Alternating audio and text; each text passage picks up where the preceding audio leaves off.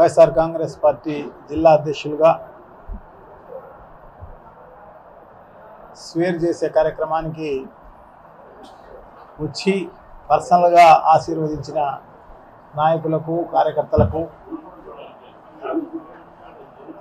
మిగతా ఫోన్ల ద్వారా మెసేజ్ పాస్ చేసిన వారికి, సోషల్ మీడియా ద్వారా శుభాకాంక్షలు తెలియజేసిన వారికి అందరికీ కూడా కృతజ్ఞతలు వ్యక్తపరుస్తూ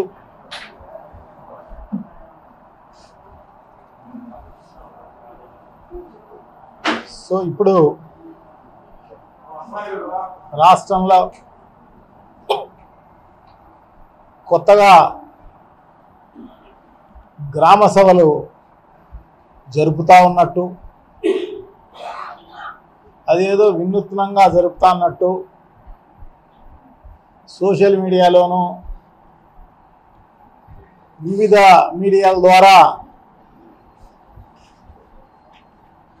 ఏదో పెద్ద ఎత్తున గొప్పలు చెప్పుకునే కార్యక్రమం ఈ కూటమి ప్రభుత్వం చేస్తున్న పరిస్థితి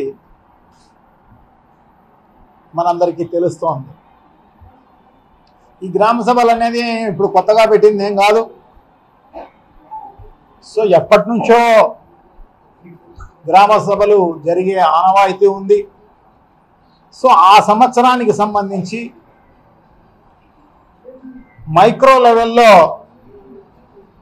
ఆ గ్రామానికి సంబంధించిన పనులను గుర్తించి ప్రభుత్వ దృష్టికి తీసుకుపోయే కార్యక్రమం చేసే దాంట్లో భాగంగానే గ్రామ సభలు అనేది ఎప్పటి నుంచో జరుగుతున్నాయి. ఇప్పుడల్లా కొత్తగా జరిగింది ఏంటంటే దాదాపు 95% స్థానిక సంస్థలన్నీ రాష్ట్ర వ్యాపితంగా వైఎస్ఆర్ కాంగ్రెస్ పార్టీ ఆధ్వర్యంలో నడుస్తున్న పరిస్థితి మనందరికీ తెలిసిన విషయమే. అన్ని స్థానిక సంస్థలు కైవసం చేసుకున్న పరిస్థితి గతంలో వైఎస్ఆర్ కాంగ్రెస్ పార్టీకి ఉంది కాబట్టి వాళ్ళ ఆధ్వర్యంలో జరగాలి. అంటే సర్పంచ్ ఆధ్వర్యంలో గ్రామ సభలు, ఎంపీటీసీ అయితేనేమి, జెడ్పీటీసీ అయితేనేమి, మిగతా వాళ్ళు పాల్గొనే కార్యక్రమం జరుగుతూ ఉంది గతంలో. ఇప్పుడు అడిషనల్గా వచ్చింది ఏంటంటే తెలుగుదేశం పార్టీ నాయకులు వాళ్ళకి ఏ పదవి లేకపోయినా, ఏ పదవి లేదు వాళ్ళకు, పచ్చకండు వాళ్ళు వేసుకొని గ్రామ సభలో ప్రముఖ పాత్ర వహించే కార్యక్రమం చేస్తున్న పరిస్థితి రాష్ట్ర వ్యాపితంగా ఉన్న పరిస్థితి. ఇంతకు తప్ప నుంచి మార్పు ఏమీ లేదు, కొత్తగా వచ్చిన కథ ఏమీ లేదు. ఈ ప్రభుత్వం వచ్చి దాదాపు 3.5 నెలలు కావస్తోంది. ఈ 3.5 నెలల్లో ఈ ప్రభుత్వం చేసింది ఏంటంటే 13,000 కోట్ల రూపాయల అప్పులు చేసింది. రేపు మంగళవారం ఇంకొక 2,500 కోట్ల రూపాయలు అప్పులు చేసే కార్యక్రమం జరుగుతోంది. అంటే ప్రతి మంగళవారం లోన్ రైజింగ్ డే అన్నట్టు జరుగుతున్న పరిస్థితి మనందరికీ తెలిసిన విషయమే. అప్పులు చేసి వాళ్ళ ఇచ్చిందల్లా ఏంది అంటే పెన్షన్లు, ఉద్యోగస్తులకు జీతాలు, ఇవి తప్ప వేరే ఏమన్నా ఇచ్చిన పరిస్థితి ఏదన్నా ఉందా ఈ రాష్ట్రంలో? ఏమీ లేదు, ఏమీ లేదు. ఇప్పటికీ మామూలుగా అయితే ముఖ్యమంత్రిగా జగన్మోహన్ రెడ్డి గారు ఉంటే విద్యా కానుక వాళ్లకు పిల్లలకు వచ్చిండు, విద్యా దీవెన పిల్లలకు వచ్చిండు. అమ్మఒడి అనేది జూన్లో వచ్చిండు. ఇదే కాకుండా రైతు భరోసా ఖరీఫ్ కూడా అయిపోవస్తోంది. రైతు భరోసా అనేది ప్రజలకు వచ్చి ఉండిండు. సో ఇదే కాకుండా మత్స్యకార వారికి వచ్చేదైతేనేమి మిగతా ఇవన్నీ కూడా వచ్చి ఉండు. సో ఇప్పుడు అవన్నీ రాక ప్రజలందరూ లబోదిబోమని చెప్పేసేసి అప్పుల కోసం తిరుగుతున్నారు. ప్రజలందరూ కూడా ఏ ఊరిలో చూసినా కూడా 10,000, 20,000, 30,000 అప్పులు చేసే కార్యక్రమం చేస్తున్నారు. 2 రూపాయల వడ్డీకి, 3 రూపాయల వడ్డీకి, 10 రూపాయల వడ్డీకి. సో అటువంటి పరిస్థితి ఉంది.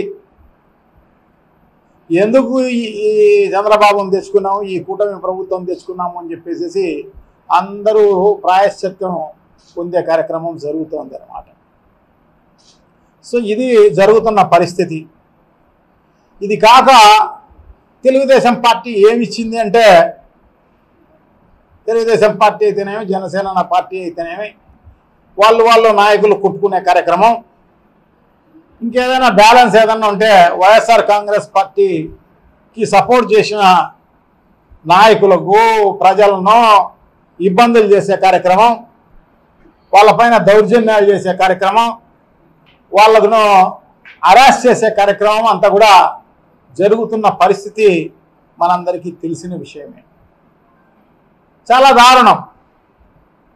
సో ఇది చేస్తున్నారు తప్ప ఇంకా వేరే ఏం లేదన్నమాట. వేరే ఏమీ ఈ ప్రభుత్వం చేసిన పరిస్థితే లేదు.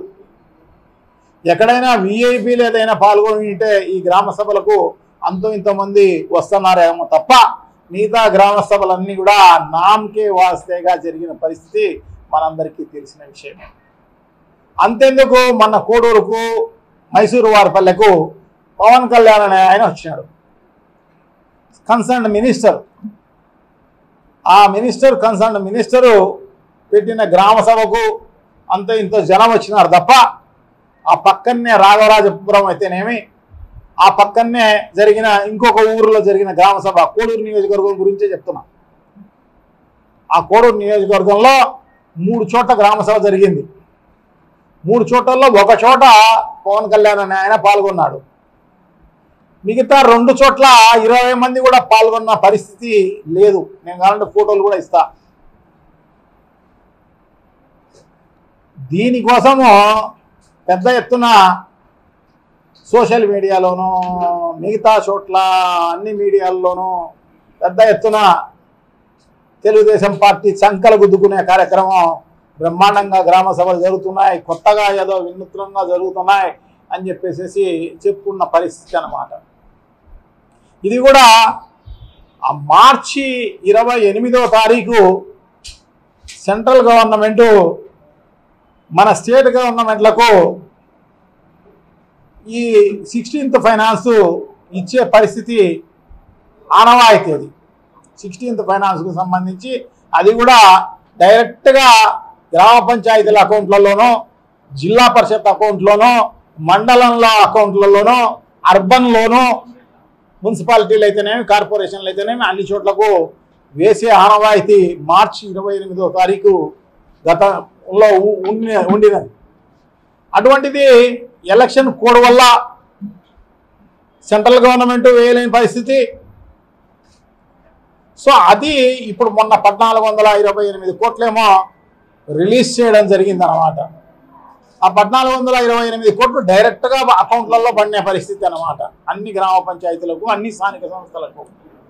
సో దాంట్లో 998 కోట్ల రూపాయలు రూరల్కు, మిగతా బ్యాలెన్స్ 400 కోట్ల రూపాయలు చిల్లర అర్బన్కు రిలీజ్ చేసిన పరిస్థితి అన్నమాట. సో దీనికి రాష్ట్ర ప్రభుత్వానికి అసలు సంబంధమే లేదు. సో రాష్ట్ర ప్రభుత్వం ఏదో ఏమో చేసినట్టుగా, స్థానిక సంస్థలకు ఏదో మేలు చేసినట్టుగా ఆ రకంగా మాట్లాడుతున్న పరిస్థితి మనం చూస్తున్నాం అన్నమాట. సో ఇది పర్ క్యాపిటా ఇచ్చే పరిస్థితి కేంద్ర ప్రభుత్వము.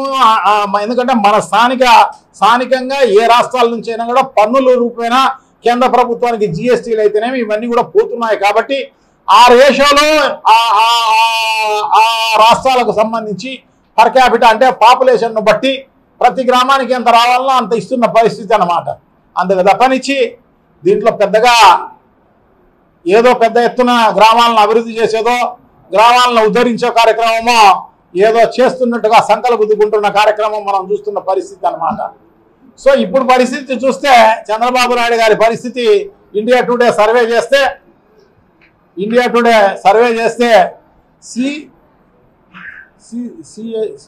సియాప్ సర్వేనా ఏదో సంథింగ్ ఆ సర్వే చేస్తే 55% మద్దతుతోటి తెలుగుదేశం పార్టీ అధికారంలోకి వస్తే ఈరోజు 44% మద్దతు ఉంది అని చెప్పేసి ఆ సర్వే ద్వారా తెలుస్తోంది.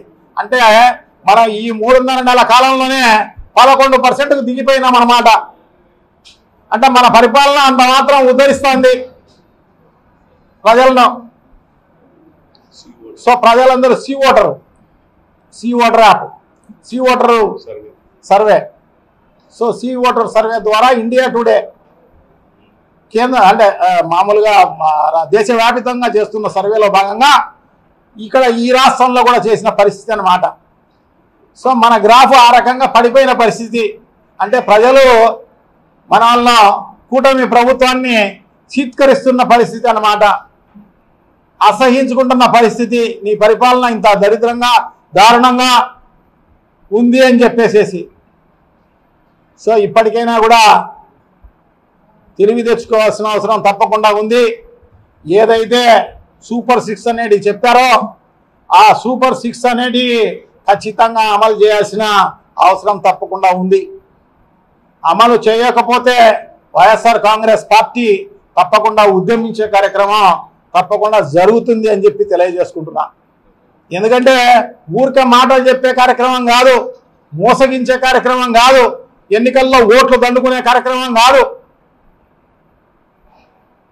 అట్లా అబద్ధాలు చెప్పి మోసం చేసి 2014లో మోసం చేశావు, మళ్ళీ ఇప్పుడు కూడా మోసం చేసి అధికారంలోకి వచ్చిన పరిస్థితి అన్నమాట. సో తప్పకుండా ఇవన్నీ కూడా ఇవ్వాలని వైఎస్ఆర్ కాంగ్రెస్ పార్టీ డిమాండ్ చేస్తూ సో ఈ లోపాలన్నీ కూడా సరిదిద్దుకోవాల్సిన అవసరం తప్పకుండా ఉంది అని చెప్పి ప్రజల తరఫున ఖచ్చితంగా డిమాండ్ చేస్తూ సెలవు తీసుకుంటున్నా. Thank you.